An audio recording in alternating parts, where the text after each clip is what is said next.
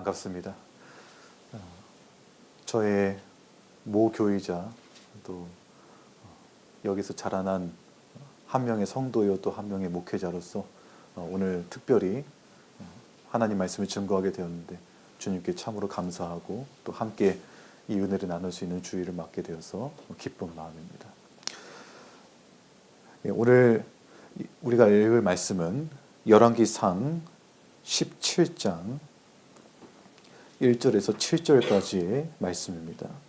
구약성경, 제가 가진 성경으로는 구약성경 545페이지에 있습니다. 열왕기상 17장, 원래 한 장 전체인데 읽기는 1절부터 7절까지만 읽겠습니다. 찾으신 줄 알고 제가 하나님 말씀을 받들어 읽겠습니다. 길르앗에 우거하는 자 중에 디셉 사람 엘리야가 아합에게 말하되 내가 섬기는 이스라엘의 하나님 여호와께서 살아계심을 두고 맹세하노니 내 말이 없으면 수년 동안 비도 이슬도 있지 아니하리라 하니라.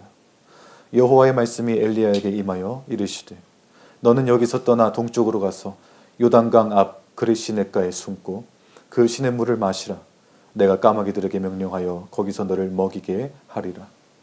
그가 여호와의 말씀과 같이 하여 곧 가서 요단 앞 그릿시냇가에 머물매 까마귀들이 아침에도 떡과 고기를 저녁에도 떡과 고기를 가져왔고 그가 시냇물을 마셨으나 땅에 비가 내리지 아니하므로 얼마 후에 그 시내가 마르니라. 아멘. 네, 요즘의 시대에는 자칭 그리고 혹은 타칭 선지자가 많이 일어나는 시대입니다. 각 분야에서 그렇습니다. 역사에 관련돼서도 그렇고 사회, 정치 그리고 인문학적인 부분에서도 사람의 심리와 생각과 인간관계를 따르는 어떤 방법과 정도에 대해서 말하는 것에 있어서도 많은 이야기들을 하는 자들이 있고 이것을 따라야 된다라고 말하는 자들이 있고 또 이것을 이렇게 할 때에 이러이러한 일들이 일어날 것이다 라고 호언장담하는 많은 부류의 목소리들을 우리가 듣게 됩니다.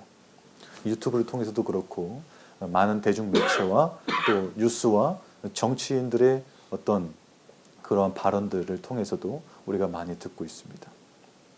그런데 이 선지자를 분별하고 알아보는 것이 그러한 문제뿐만 아니라 우리에게 가장 중요한 부분은 바로 교회에 보냄을 받은 선지자에 대한 분별입니다.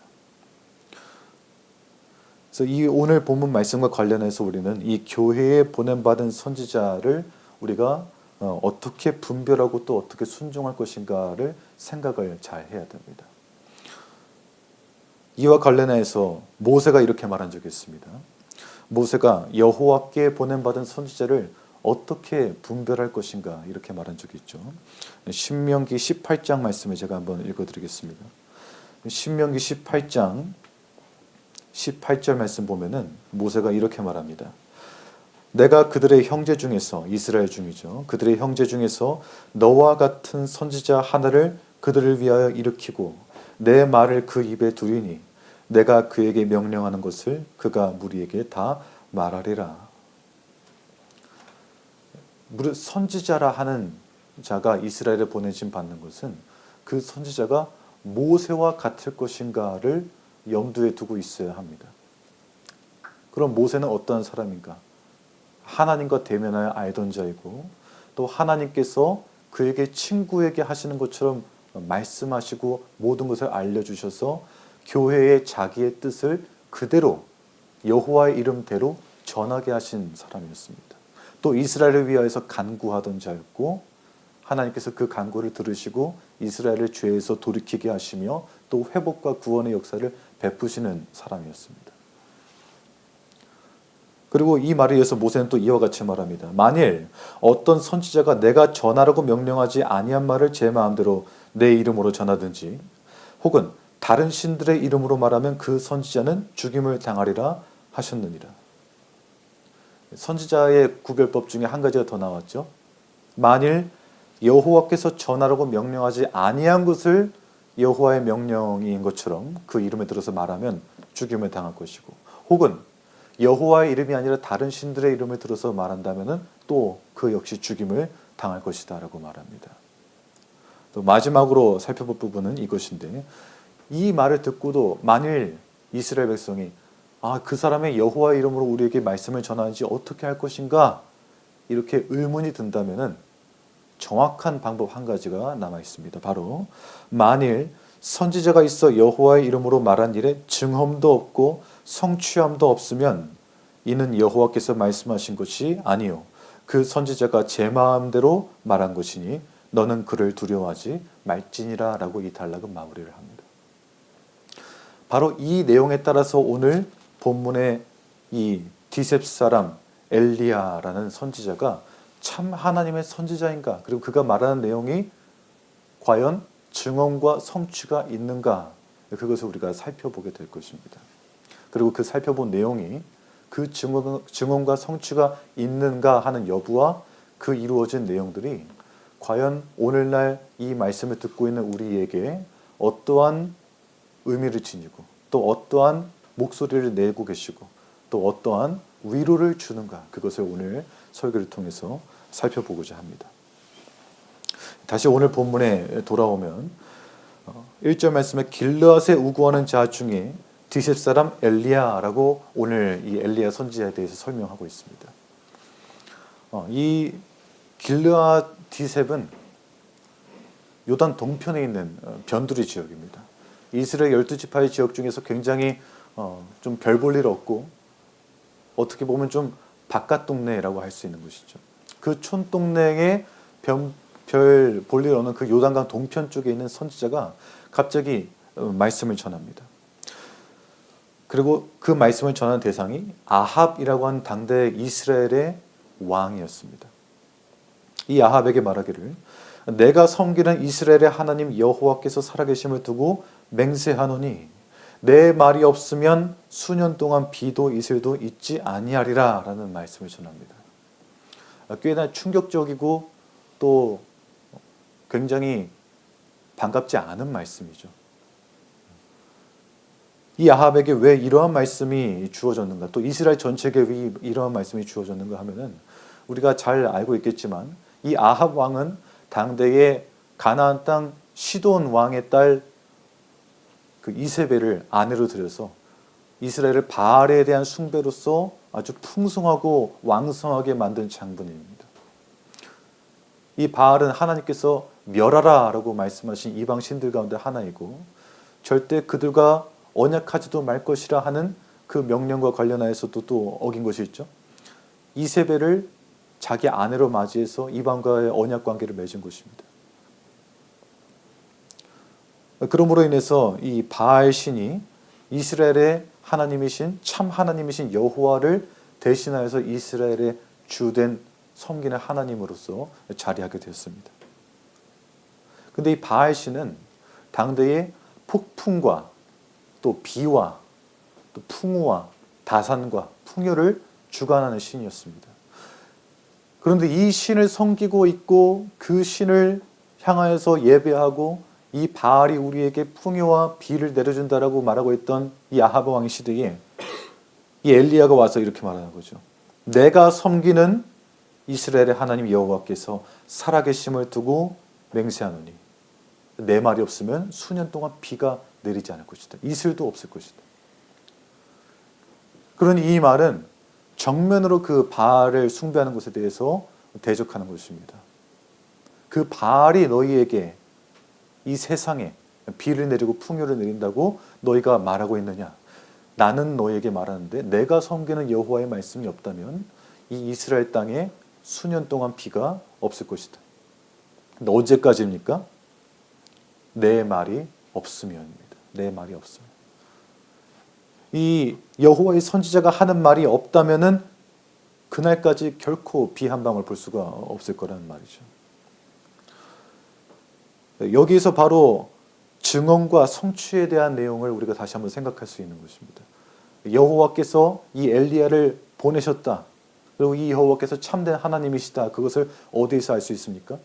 바로 이 내용이 내 말이 없으면 수년 동안 비가 또 이슬이 없으리라 라는 그 말이 과연 성취되는가입니다.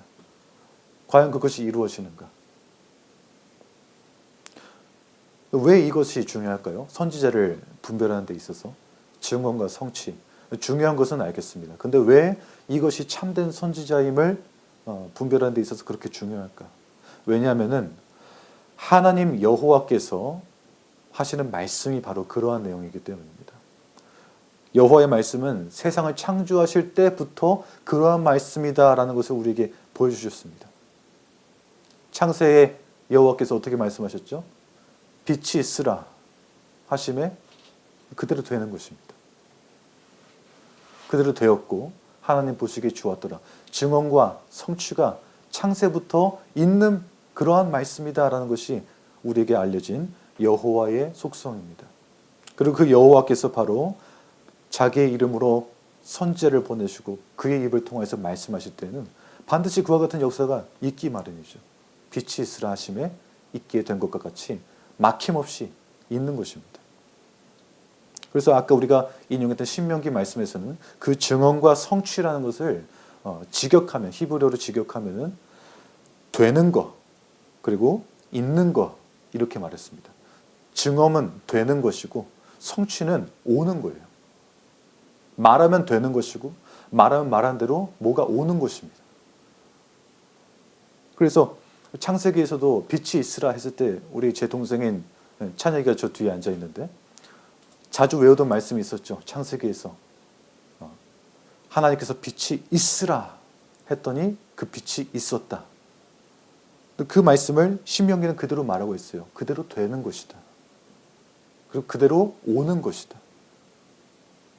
그러면 오늘 본문에서 엘리야가 이렇게 말했다면은 반드시 그 말이 진실하다면 또 그가 여호와께 보내심을 정말 받았다면은 수년 동안 그의 말이 있기 전까지는 비도 이슬도 없어야 되는 것입니다.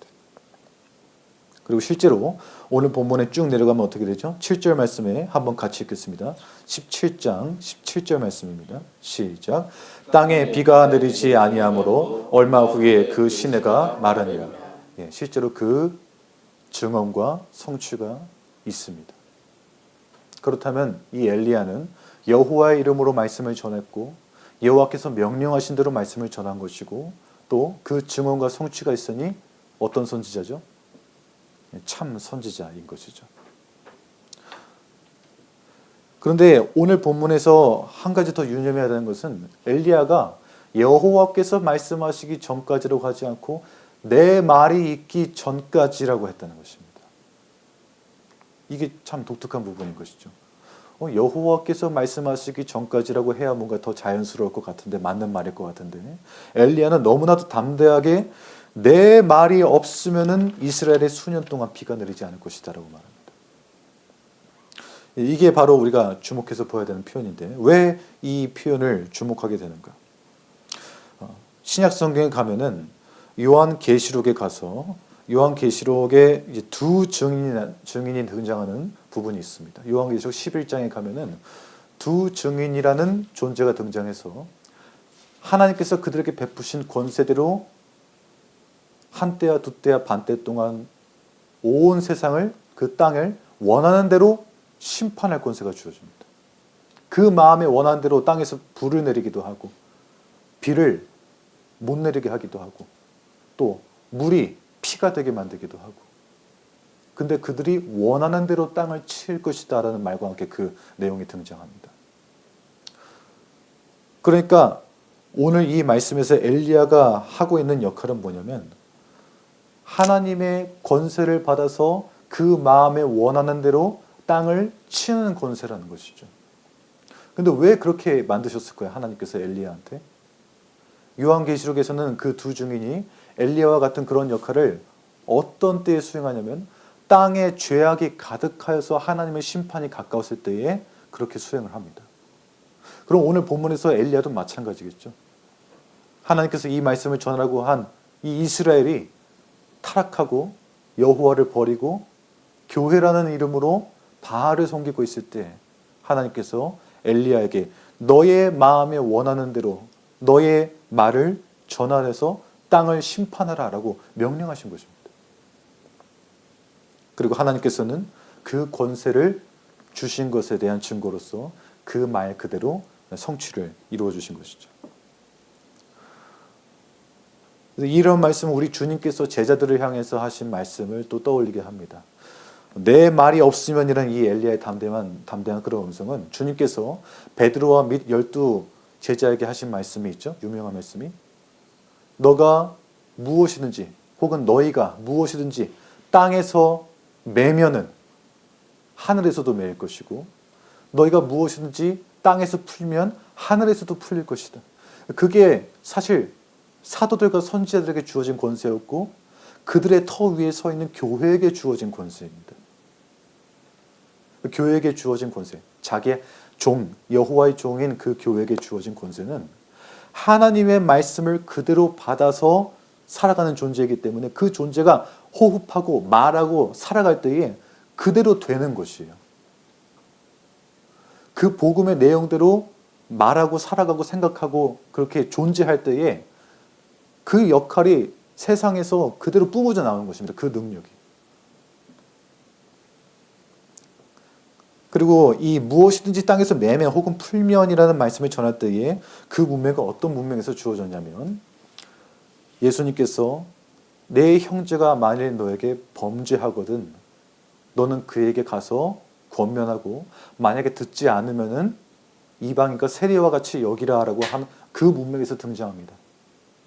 그 문맥을 바로 이어서 죄를 범한 자에게 경고하고 하나님의 말씀을 전하라라고 말한 다음에 듣지 않으면은 너희가 무엇이든지 땅에서 매면 하늘에서도 매일 것이고 또 땅에서도 풀면은 하늘에서도 풀리리라는 그 말씀이 주어져 있습니다.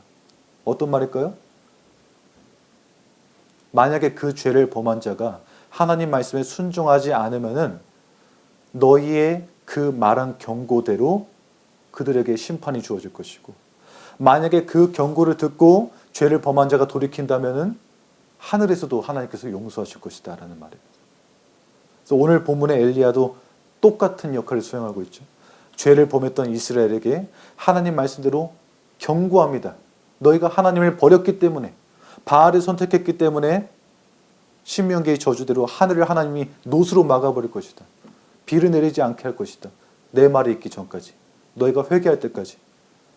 그리고 실제로 이들이 회개하지 않고 오히려 엘리야를 죽이려 하자. 그대로 수년 동안 비가 내리지 않게 되는 것입니다. 이들이 듣지 않았다는 사실을 어떻게 할 수 있을까요? 오늘 본문에 잘 안 나오는 것 같지만 힌트가 나옵니다. 3절 말씀이죠. 3절 말씀에 너는 여기서 떠나 동쪽으로 가서 요단 앞 그릿 시냇가에 숨고라고 합니다. 숨어야 됩니다. 이 말을 하고 나서 숨어야 되는 것이죠. 왜 숨어야 될까요? 잡으려고 하니까요.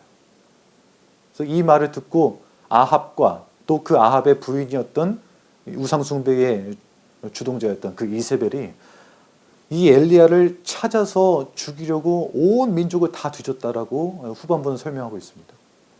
열왕기상 이 19장에 가면은 이 엘리야가 다시 나타나서 아하 왕에 보일 때가 오자 오바댜라는 여호와를 경외하는 종이 이렇게 말합니다. 아합이 사람을 보내서 당신을 찾지 아니한 족속이나 나라가 없었다. 그만큼 철저하게 이 사람을 잡아 죽이려고 찾았다는 거죠. 그러니까 숨은 것입니다. 듣지 않았다는 것이죠. 그리고 동시에 이 숨었다는 말은 엘리야가 숨은 것이지만 그에게 주어진 여호와의 권세 자체가 숨은 것이기 때문에 하나님께서 자기 자신을 이스라엘로부터 숨기신다라는 말도 됩니다. 그 증거가 또 하나가 바로 이 엘리야가 숨게 된 곳이 너는 여기서 떠나 이 사마리아라는 여호와께서 자기 백성 삼으신 자들의 왕의 도성을 떠나서 동쪽으로 가서 요단 앞 그릿 시냇가에 숨으라라는 말에 들어있습니다. 요단강을 건너가게 되죠. 엘리야가 자기가 왔던 그 요단강 동편으로 건너가게 됩니다. 사마리아는 요단강 서편에 있습니다. 근데 서편에 와서 그 말씀을 전했다가 안 듣는 거죠. 그러니까 여호와께서 숨으십니다.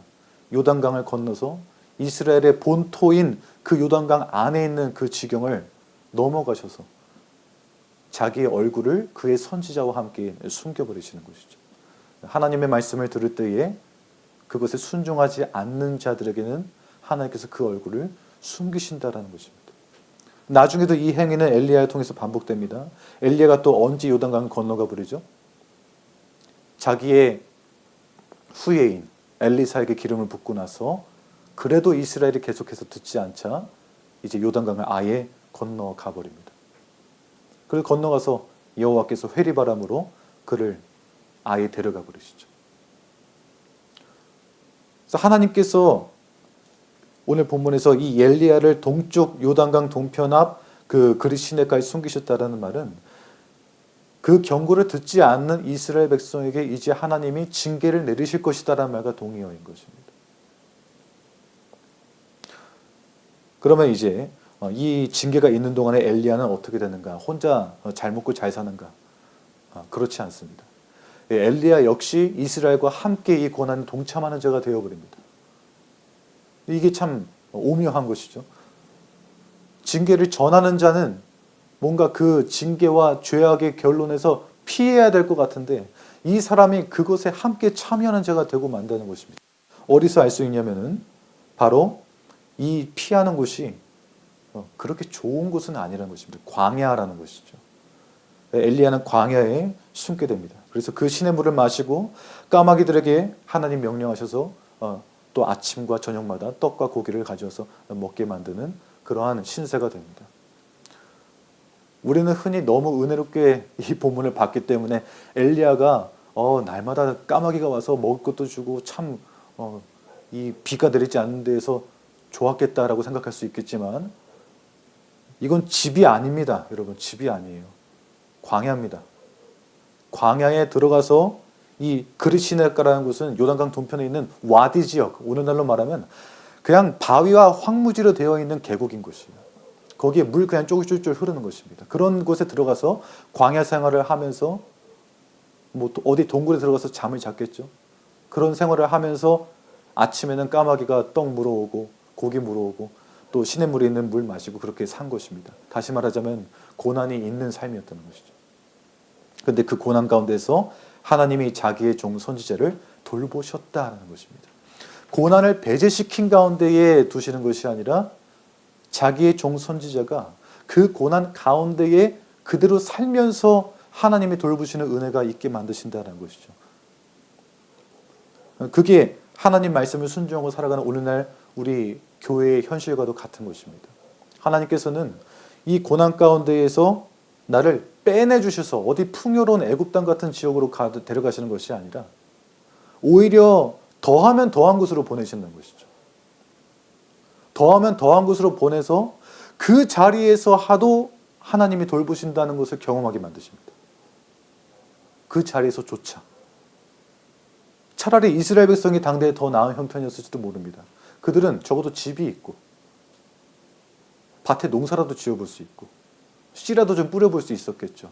남은 음식이라도 좀 먹어봤겠죠. 그런데 엘리야는 그런 형편이 아니라 오히려 요단강 동편에 사람이 인접하지 않은 땅, 그 광야 한가운데에 내몰림에 당하여서 나 이제 어떻게 살아야 될까라고 생각이 들 수밖에 없는 그 자리에서 하나님이 까마귀를 보내서 돌보신다는 것이에요. 그리고 사람의 개간하지 아니한 그 땅에서 흐르는 냇물을 마시게 한다는 것입니다.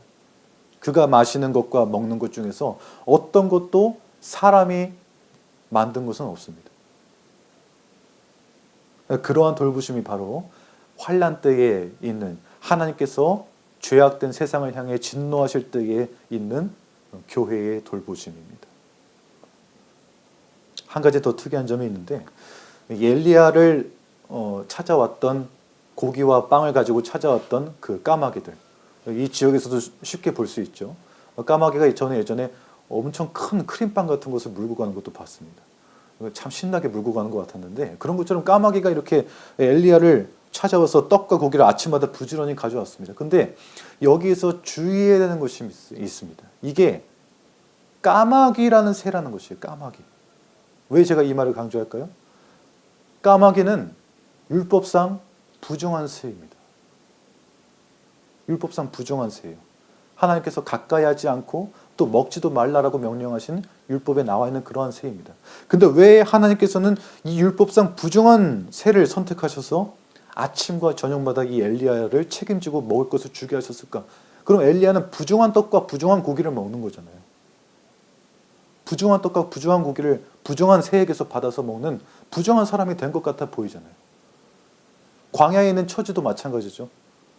집도 없고 쫓겨나서 이스라엘 밖에 쫓겨나서 추방당한 자처럼 하나님과 가까이 있지 않은 자처럼 사는데 그에게 누구보다 가까운 하나님의 돌보심이 있고 이 부정한 것 같은 짐승에게 받는 부정한 떡과 고기를 먹는 이 사람에게 누구보다 가까운 하나님의 돌보심이 거룩한 돌보심이 있습니다. 왜 이런 일을 하셨을까요? 하나님께서. 바로 이스라엘이 이 이세벨 시돈의 영향으로 말미암아 바알을 섬기기 때문에 이제는 그들이 마치 까마귀처럼 율법상 부정한 자들처럼 되었다라는 말입니다. 엘리야는 이스라엘 어떤 사람에게서도 떡과 고기를 받아 먹지 않아요. 왜냐하면 이스라엘이 진짜 까마귀처럼 부정하거든요. 이제는 율법상 부정합니다. 우상 때문에. 그래서 오히려 진짜 까마귀가 하나님 앞에서는 거룩해요. 엘리야를 먹일 수가 있습니다. 그리고 이 사건은 나중에 곧바로 펼쳐질 사건을 하나 예고하는데 바로 그 이방 더러운 부정한 율법상 부정한 그 까마귀와 같은 시돈 땅에 웬 과부 하나가 하나님의 말씀을 영접하고 이 선지자를 먹여 살릴 것이라는 것입니다. 그 내용이 나타날 것에 대한 예고편인 것이죠.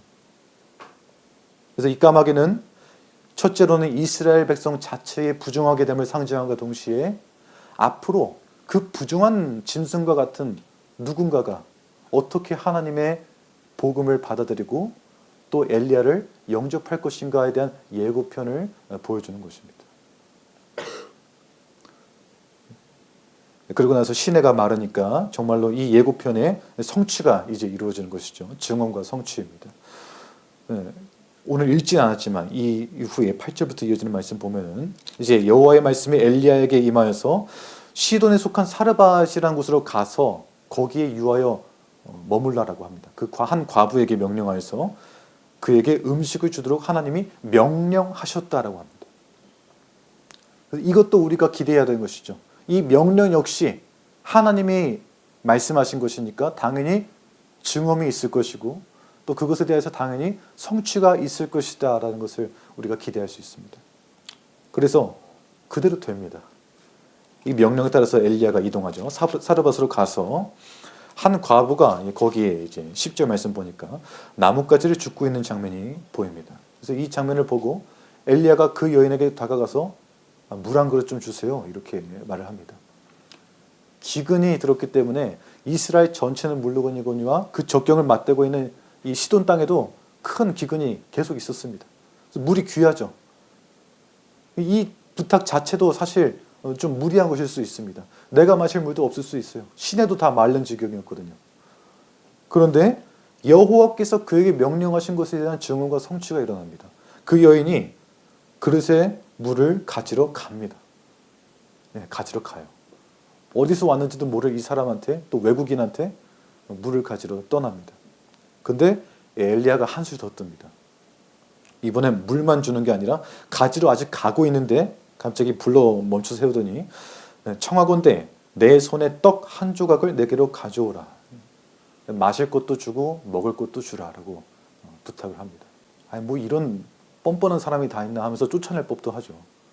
아니 내가 기껏 마음을 잡아가지고 물도 없는 지경에 물 주려고 이제 가고 있는데 가는 나를 불러 세워가지고 아 나 배도 고픈데 하면서 떡도 좀 주세요 하는 거예요.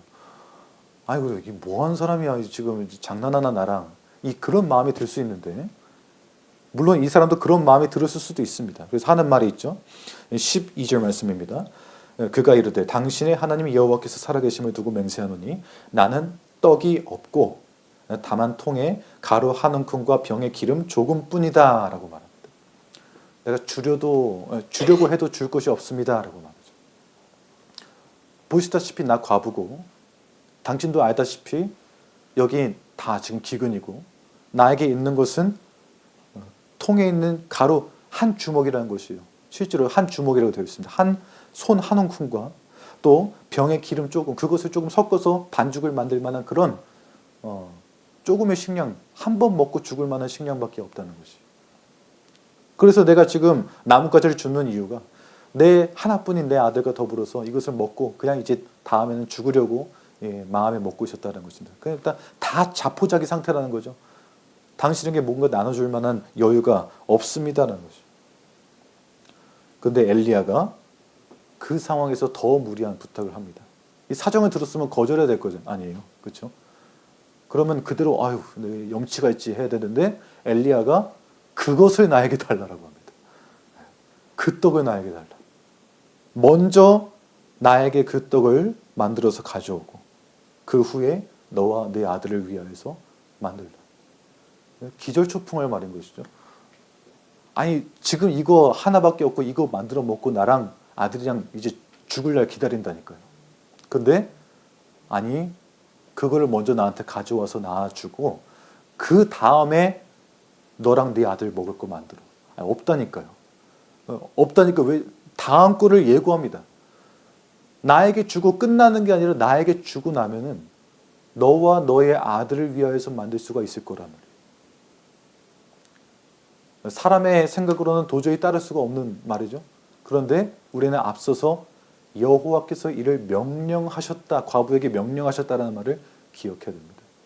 증언과 성취가 있는 말씀이기 때문에 과부는 어떻게 된 생각인지 이 말을 듣고 믿습니다. 도대체 어떻게 믿을 수가 있죠, 이 말을? 엘리야가 사마리아로 건너가서 아합과 이스라엘에게 내 말이 없으면 수년 동안 비도 내리지 아니하리라 할 때 이스라엘은 바알이 우리한테 비를 내리는 풍요의 신인데 하면서 비웃었단 말이에요. 거절했단 말이죠. 그런데 이 바알의 신앙에 본거진 이 시돈 땅, 이 부정한 까마귀 같은 땅에 갔더니 이 까마귀 같은 여자가 이 말도 안 되는 소리를 듣고 좀 없는 건데 그 없는 것 가운데서 있는 것을 만들겠다고 하는 말씀을 받아들이고 믿는 겁니다.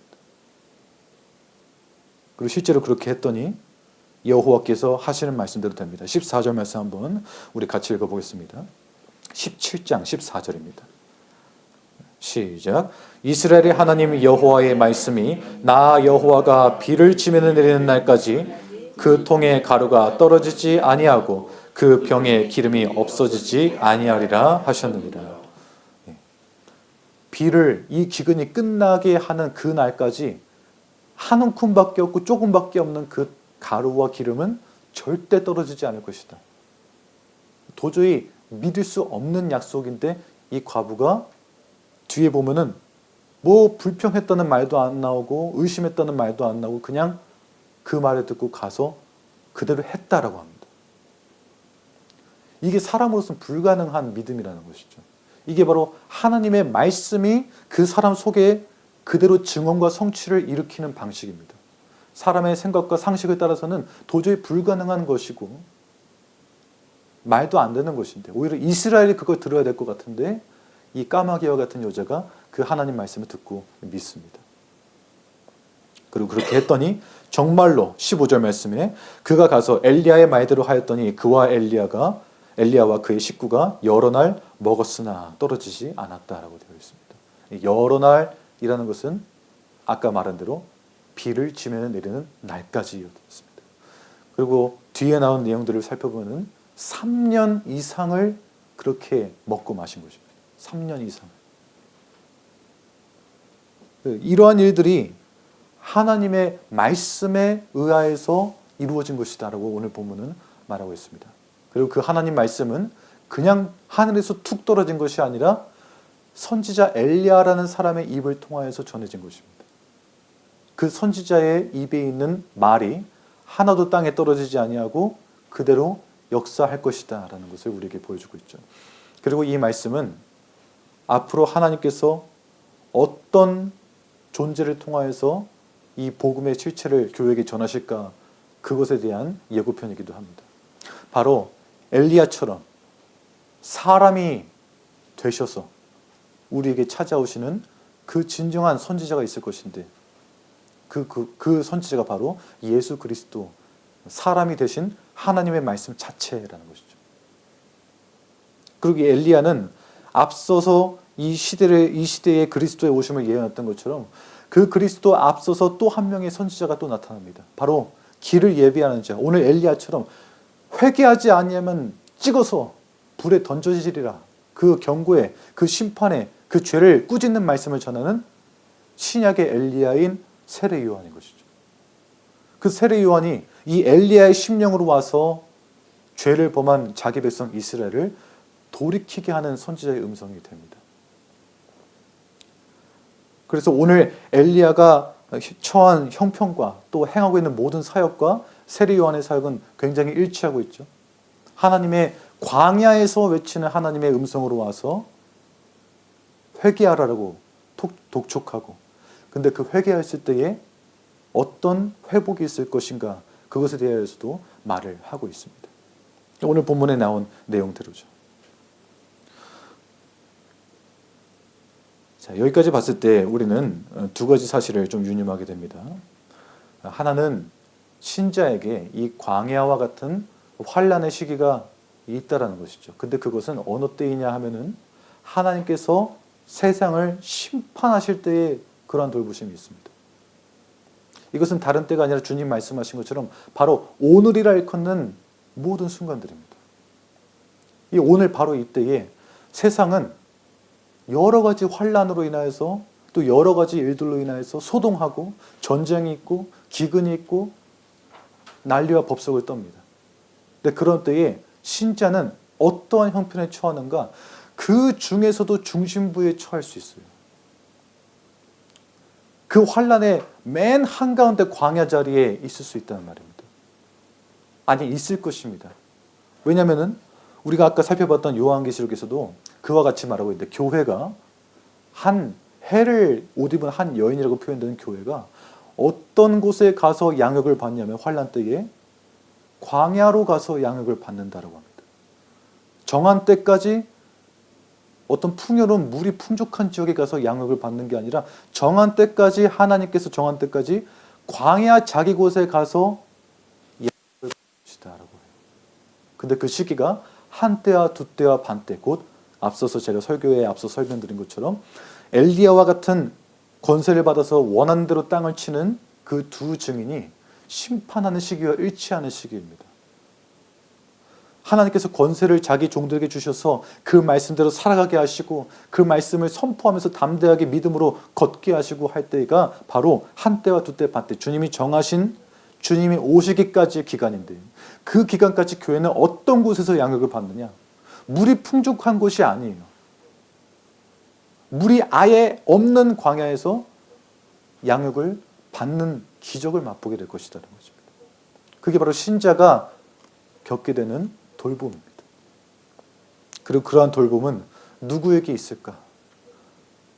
이 시돈 땅 사르밧 과부와 같이 이스라엘 중에서 멀리 있는 것 같은데 하나님께서 가까이 보시는 자들에게, 하나님이 너는 그 선지자를 영접하고 믿으라라고 명령하신 사람들에게 있을 것이라는 것이죠. 그게 바로 오늘날 이 주일 아침에 이곳에 모여서 이른바 주된 부류라고 일컬을 만한 그런 큰 교회들이나 아니면은 정말로 부유한 세력들이나 거기서 멀리 떨어진 것 같은 우리에게 있는 것입니다.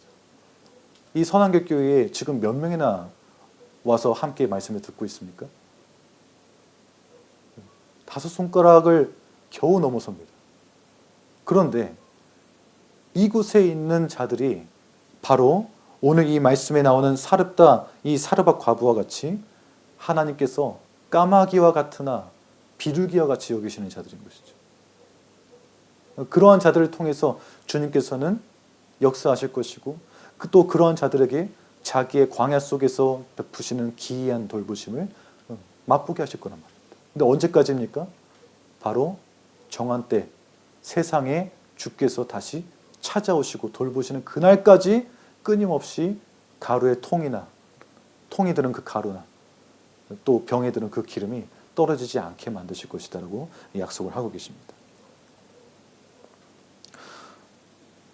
그래서 이러한 차원에서 우리가 이제 후에 나오는 이 사렙다 여인, 사르밧 과부가 겪게 되는 또 하나의 재앙도 생각해야 되는 것이죠. 이러한 환난 때에 돌보심만 있는 것이 아닙니다. 환난도 있고 동시에 그 환난 속에서 나는 이제 끝났구나라고 생각되는 그런 시기가 닥쳐온다는 것을 말해주고 있습니다. 이 엘리야가 찾아와서 돌봄만 있는 것이 아니라 찾아오고 나니까 이 과부의 하나밖에 없는 아들이 그 병이 들어서 증세가 위독하다가 결국에 죽습니다. 그래서 여인이 이렇게 말하죠. 오늘 좀 내려와서 17장의 18절 말씀 한번 보겠습니다. 18절에서 한번 같이 읽겠습니다. 시작. 여인이 엘리야에게 이르되 하나님의 사람이여 당신이 나와 더불어 무슨 상관이 있기로 내 죄를 생각나게 하고 또 내 아들을 죽게 하려고 내게 오셨나이까? 예. 도대체 이런 일이 왜 있냐는 거예요. 도대체 왜 이 광야의 돌보심은 왜 나한테 와가지고 돌보심을 베푸는 것 같다가 이렇게 망하는 일을 나한테 주셨습니까? 왜 죽음을 나에게 가져오셨습니까? 또 나의 죄를 왜 생각나게 하십니까? 이렇게 말합니다. 자식이 아플 때 부모가 생각나는 마음인 것이죠. 자식이 아프면은 내가 무슨 잘못을 범해서 내가 이러한 죄를 졌기 때문에 하나님께서 나에게 징계를 내리시나? 그런 마음이 부모는 다 들게 되어 있습니다. 근데 그것 이상으로 오늘 본문은 또 하나의 의미를 품고 있습니다. 왜냐하면요, 엘리야가 이 여인의 아들을 받아서 여호와께 부르짖을 때 하는 그 말씀과 짝지어 볼 때 그 내용을 알 수 있습니다. 이것이 단순히 그러한 부모의 심정을 뛰어넘는 말이라는 것을 알 수 있는데 20절 말씀 보면 엘리야가 이렇게 부르짖습니다. 여호와께 부르짖어 이르되 내 하나님 여호와여 주께서 또 내가 우고하는 집 과부에게 재앙을 내리사 그 아들이 죽게 하셨나이까? 라고 말하고 있습니다. 재앙이라는 표현이 등장했고 또라는 말이 등장했습니다. 원래 히브리어를 보면은 여호와여 주께서 내가 우고하는 집 과부에게도 역시 재앙을 내리사 그 아들을 죽게 하셨습니까? 라고 되어 있습니다. 그에게도 이 과부에게도 재앙을 내리셨습니까? 라고 되어 있는데 그러면 앞선 재앙이 있단 말이잖아요. 앞선 재앙은 누구에게 내린 재앙입니까? 이스라엘에게 뭐로 말미암아 임한 것이죠? 그 죄로 말미암아 임한 재앙이죠. 그러니 오늘 이 사르밧 과부가 하는 말, 나와 당신이 무슨 상관이 있길로 와서 나의 죄를 생각나게 하고, 이 말도 직역하면 나의 죄를 기억하게 하고요. 나의 죄를 왜 기억나게 만들고 와서 내 아들을 죽게 만드는 재앙을 내게 오게 만드십니까? 라고 그렇게 해석해야 되는 것이죠. 그러니 이 말은 지금 무슨 말이냐면 이스라엘 땅에 죄를 깨닫게 하고 심판을 내렸던 그 엘리야의 선지자로서의 역할과 하나님의 말씀의 그 역사하심이 이제 이방 땅 이 사르밧 과부 한 명에게도 똑같이 이르렀다는 것입니다. 근데 다른 점은 무엇이죠? 이스라엘보다 이 이방 땅에 먼저 그 복음이 능력을 발휘하기 시작합니다. 복음이라는 것은 그냥 기쁘고 좋은 것만 주는 것이 아니라 그게 왜 기쁘고 좋은 것인지를 함께 알려주는 것이죠. 그래서 예수님께서도 복음을 전하실 때 회개하라가 먼저 나오십니다. 회개하라, 천국이 가까이 왔느니라. 회개하는 자에게 내가 죄로 말미암아 죽은 자구나 라는 것이 기억나게 되는 사람한테 그가 베푸시는 구원이, 생명이 주어지는 것이죠. 다시 살아남이 베풀어지는 것이죠. 그렇기 때문에 오늘 이 아들의 죽음이 단순히 그를 정죄하고 끝나는 것이 아니라 그 사르밧 과부로 하여금 나는 이방 땅에 멀리 있는 존재이고 하나님으로부터 먼 존재였구나. 나는 까마귀와 같은 존재였구나. 근데 내가 그로 말미암아 이 여호와의 사자가 임하였더니 내 죄가 기억나고 내 아들이 죽었구나. 재앙이 임하였구나. 이것을 알게 됩니다. 근데 엘리야가 그를 위하여서 간구하죠. 이 아이의 혼을 돌아오게 하옵소서 하였더니 이 엘리야의 기도를 들으시고 하나님께서 아이를 다시 살려서 그 품에 안겨주십니다. 그리고 그때에, 바로 그때에 이 아이를 죽게 하시고 이 사르밧 과부의 죄를 기억나게 만드신 목적이 등장합니다. 오늘 이 17장의 마지막 본문인데 이 말씀을 읽겠습니다. 24절입니다. 시작. 여인이 엘리야에게 이르되 내가 이제야 당신은 하나님의 사람이시요 당신의 입에 있는 여호와의 말씀이 진실한 줄 아노라 하니라. 예, 마치 예수님께서 그 죄의 권세에 빠져서 죽을 수밖에 없던 그 나사로를 죽게 내버려 두신 다음에 그 죽은 뒤에 가셔서 살리시고 예수 그리스도께서 가져오신 복음과 생명이 어떤 것인지를 그 마리아와 마르다와 온 주위 사람들에게 알려주신 그 목적이 있는 것처럼 오늘 본문에서도 엘리야가 임하자 이 아들이 죽고 죄가 기억나고 했던 그 목적은 바로 그 아들을 다시 살리시는 그 행위로 인하여서 이 선지자의 입에 있는 여호와의 말씀이 진실하다, 참으로 증언과 성취가 있는, 말하면 그대로 되고 말하면 그대로 오는 말씀이구나, 그 하나님은 이러한 말씀의 하나님이시구나를 이 여인이 듣고 믿게 하는 목적을 이루고 맙니다. 이것이 바로 오늘 본문에서 말하고 있는 선지자의 입에 있는 말씀의 진실함입니다. 선지자의 입에 있는 여호와의 말씀의 증언과 성취를 분명하게 보여주면서 마무리하고 있는 것이죠. 더 크게 나아가면은 이방에 먼저 이르는 이 회개함과 복음의 능력으로 다시 살아나게 되는 이 역사가 이방이 먼저 이 긍휼을 받게 됨으로 말미암아 나중에는 엘리야가 정말로 이스라엘을 다시 건너가서 이스라엘의 그 똑같은 긍휼이 임하게 만드는 역사로 이어지는 것입니다. 엘리야는 오늘 이 이방 여인에게 복음의 긍휼을 베푸고 나서 이스라엘로 돌아가게 됩니다. 이방에 이르렀던 긍휼이 이스라엘을 긍휼히 여기고 돌이키게 되는 그 은혜가 되는 것이죠. 그게 바로 나중에 사도 바울이 말했던 하나님의 구속사의 계획입니다. 예수 그리스도께서 참 선지자로 오셔서 이 증언과 성취를 보이셨으나 그 이스라엘이 마땅히 들어야 될 것을 받지 않았고 오히려 수많은 이스라엘 과부들이 아니라 단 한 명의 이방 땅 시돈 땅에 있는 그 과부가 영접하였다라는 그 말씀이 그래서 주어진 것입니다. 누가복음에서 예수님께서 자기 고향에 가셨을 때 그 말씀을 하셨잖아요. 이스라엘에 수많은 과부가 있었지만 엘리야가 그 중에 단 한 명에게도 보냄을 받지 아니하고 이 사르밧 과부 한 명에게 보냄을 받으니라. 그와 같이 인자의 때에도 마찬가지일 거다. 이렇게 말씀하셨습니다. 그래서 사도 바울은 또 그것을 받아서 그대로 이스라엘이 왜 거역하고 복음을 받지 않고 넘어졌는가? 그것은 그 넘어짐으로 말미암아 구원이 이방인에게 들어가서 이방인의 사도가 된 나를 통해 너희에게 그 구원이 전해지고 또 그 긍휼이 여기심으로 말미암아 나중에 다시 그 이스라엘 중에 택한 자 몇이 구원을 받게 만듭니다라고 설명합니다.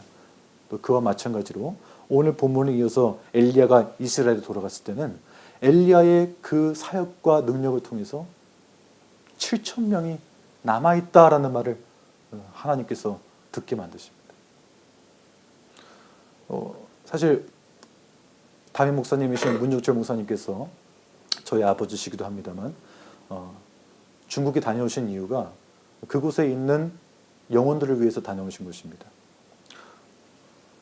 그것을 들을 때 제가 오늘 본문의 이 말씀을 정말 주님께서 잘 준비해 주셨구나라는 생각이 들었어요. 한국 땅에서 정말 많은 교회들이 있고 큰 교회가 있지만 이 작은 통나무집에 모여서 몇이 안 되는 백성들이 모여 예배하는 이 선한계 교회, 그리고 목사님께서 다녀오신 그 먼 이방 땅, 종교의 신앙의 자유도 없는 여호와의 이름을, 예수의 이름을 마음대로 외칠 수도 없는 그곳에서 정말 은혜를 사모하고 하나님께서 명령하시사 그 말씀의 증언과 성취를 맛보게 하신 영혼들이 예비되어 있구나. 그것을 우리가 오늘 본문의 말씀을 읽으면서 알 수가 있는 것입니다. 그러나 오늘 우리는 어떤 것을 기억해야 됩니까? 신자는 하나님께서 정말로 창세 전부터 그의 말씀을 듣고 그 증언과 성취를 받아들이도록 명령하신 사람들이다라는 것입니다. 적은 수가 모였지만 선한계 교회가 그러하고 또 적은 수가 있지만 그 중국의 많은 우리의 형제들이 그러합니다. 그리고 더불어 한 가지는 그러한 우리가 세상에서 살아갈 때에 하나님께서는 광야를 마주하게 하신다는 것입니다. 그러한 우리가 살아갈 때 광야를 마주하게 하신다. 그리고 그 광야 가운데에서 하나님의 그 선지자의 입에서 나온 말씀의 증언과 성취를 맛보게 하신다는 것이에요. 그 가운데에서. 어디 좋은 곳에서 맛보게 하시는 것이 아니라 그 광야 한복판에서 그렇게 적은 무리가 살아갈 때에 맛보게 하신다는 것입니다. 이게 바로 신자에게 주어진, 교회에게 주어진 원하는 대로 땅을 칠 권세이자 또 그에게 주어진 복음의 능력입니다. 우리가 이 말씀을 기억한다면 정말로 하나님께서 자기 백성에게 죄를 범했을 때에는 그 교회 안에서는 그를 위하여서 간구하고 그 복음의 내용들을 권면하고 하는 것을 통하여서 매임과 풀물 행하시고 그 말한 대로 되게 하시고 또 세상을 향해서 넓게 볼 때에는 신자가 그 복음의 내용과 그 증거를 가지고서 살아갈 때마다 세상에는 주께서 그 복음에 약속하신 대로 경고하시고 심판하신 대로 정말로 그 심판이 일어나고 교회에게는 그 광야와 같은 세상 사는 동안에 돌보심이 또 증언되고 성취되는구나. 이것을 기억할 수가 있을 것입니다. 이 사실을 잘 명심하여서 엘리야와 같이 혹은 이 시돈 땅에 있는 과부와 같이 주님의 기이한 그 말씀의 증언과 성취를 맛보며 살아가는 우리가 되기를 바라겠습니다. 기도하겠습니다. 거룩하시고 그 말씀의 능력과 힘이 있어서 빛이 있으라 하면은 빛이 있고 통의 가루와 병의 기름이 마르지 아니하리라 하면은 정한 때까지 마르지 않게 돌보시는 하나님 아버지 감사함을 드립니다. 우리가 엘리야와 같이 혹은 이 시돈 땅의 과부와 같이 살아가며 이렇게 살아간 또 형제들이 있음을 기억합니다. 주님께서 이러한 시기를 살아갈 때에 우리에게 주신 선지자라고 생각하시는 우리에게 주신 이 복음의 내용대로 증거하고 살아갈 때에 이러한 돌보심의 증언과 성취를 맛보게 하여 주시옵소서. 이미 맛보고 이미 경험하게 하셨사오니 하나님 아버지 계속하여서 주께서 돌아오시는 날까지 이러한 돌보심 가운데 있게 하시고 혹여 그 돌보심의 순간 가운데 아들이 죽는 것 같은 또 나의 죄가 기억나게 하는 것 같은 그런 환난을 맞이할 때 나를 멸망시키고 나를 죽이려 하시는 것이 아니라 오히려 그로 말미암아 더욱더 하나님의 말씀의 진실하심을 깨닫게 하신다는 사실을 또 기억하게 하여 주시옵소서. 우리가 참으로 그 모든 환난과 광야의 시간들 가운데 주의 입에 있는 하나님의 진실한 선지자인 예수 그리스도의 입에 있는 복음의 증언과 성취를 보게 될 줄을 믿습니다. 이미 그리 만드셨사오니 앞으로도 그리하게 하시고 저 먼 이국 땅에 있는 중국의 또 많은 형제 자매들을 기억하여 주시옵소서. 감사함을 드리며 우리 주 예수 그리스도의 이름으로 기도합니다. 아멘.